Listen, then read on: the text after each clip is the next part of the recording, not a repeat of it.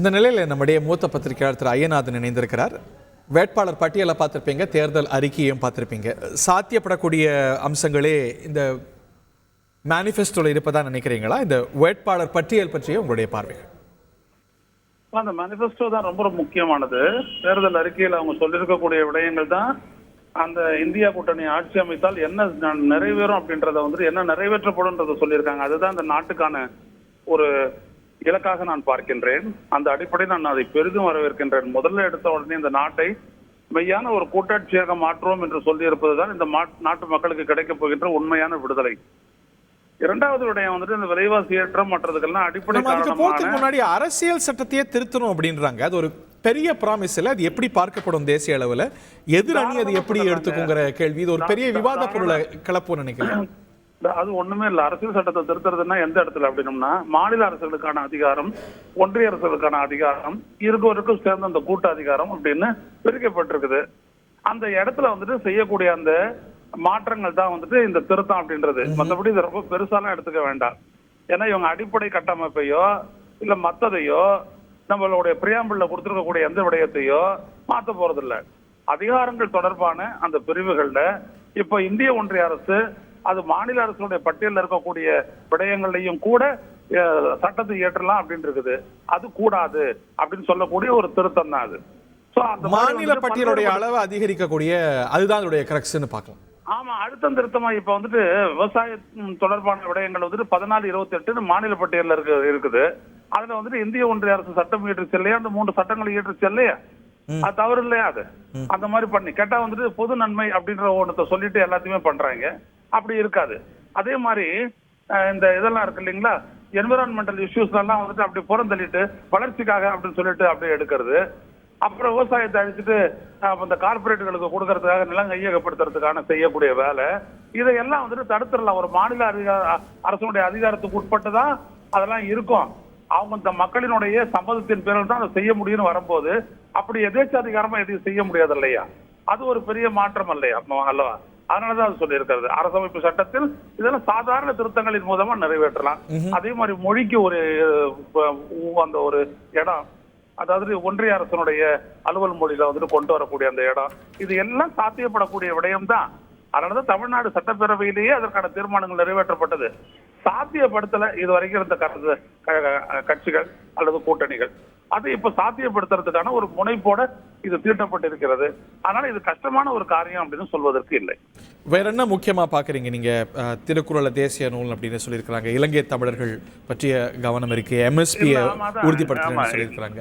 ஆமா ஆமா ஆமா, நிச்சயமாக பாத்தீங்கன்னா உள்ளபடியே நம்மளுடைய சிட்டிசன்ஷிப் ஆக்ட் 1945 படி பாத்தீங்க அப்படின்னா, இந்த மண்ணில் நீண்ட காலமா வாழ்ந்துட்டு தங்கள் நாட்டுக்கு திரும்ப முடியாதுன்ற ஒரு சூழல்ல இருக்கிறவங்க இந்த நாட்டுல குடியுரிமைக்கான விண்ணப்பத்தை செய்யலாம் அப்படின்ற ஒரு இடம் தான். அது தாராளமா ஒன்றிய அரசனுடைய அதிகாரத்துக்கு உட்பட்டது, உள்துறை அமைச்சகத்தினுடைய நேரடி அதிகாரத்துக்கு உட்பட்டது. அவங்க இந்த நாட்டினுடைய ஒற்றுமைக்கும் இறைமைக்கும் எதிராக செயல்படவில்லை என்பதை உறுதி செய்து கொண்ட எவருக்கும் அவங்களால அந்த குடியுரிமையை அளிக்க முடியும். அப்படி அளிக்கிறது தான் universal declaration of human rights என்று சொல்லக்கூடிய உலகளாவிய மனித உரிமை பிரகடனத்திற்கு உகந்த சரியான முடிவா இருக்கும். அதுதான் இதுல சொல்லியிருக்காங்க. இந்த கான்ஸ்டிடியூஷனல் அம்சங்கள், மாநில உரிமையை நிலைநாட்டக்கூடிய அம்சங்கள், இதெல்லாம் தாண்டி இதுல ஒரு கவர்ச்சிகரமா அறிவிப்பா வருது நம்ம பார்க்கறது கல்வி கடன் ரத்த பத்தி சொல்லியிருக்கிறாங்க. அது முந்தைய காங்கிரஸ் அரசுலையும் கூட அது பெரிய அளவுல கொண்டு போகப்பட்டது அப்படிங்கறது பார்க்கிறோம். இதெல்லாம் எப்படி களத்துல போகும்னு நினைக்கிறீங்க? இல்ல, தாராளமா பண்ணலாங்க. கல்வி கடன் ரத்து அப்படின்றது என்ன அப்படின்னீங்கன்னா, அது வங்கிகளுக்கு மேல மிகப்பெரிய ஒரு சுமை அப்படின்ட்டு சொல்றாங்க. ஆனா அப்படி சுமைன்னு சொல்லி எழுதுறவங்க எல்லாம் கார்பரேட்டுக்கான அந்த கடன்களை தள்ளுபடி செய்யும் போதும், இல்ல அந்த கடன் பெற்ற அந்த நிறுவனங்களை வேறொருவருக்கு என்சி, அதாவது நேஷனல் கம்பெனி லா ட்ரிபியூனல்ல வச்சு வித்துட்டு அதனால ஏற்படக்கூடிய இழப்பை சரிகட்டும் போதும் யாரும் மூச்சு விடுறது இல்லை. எனவே இந்த மாணவர்கள் கல்வி பெறுவதற்கு, குறிப்பா உயர்கல்வி பெறுவதற்கும் அயல்நாடு சென்று கல்வி பெறுவதற்கும் ஒரு பெரும் தடையா இருக்கிறது நிதி தான்.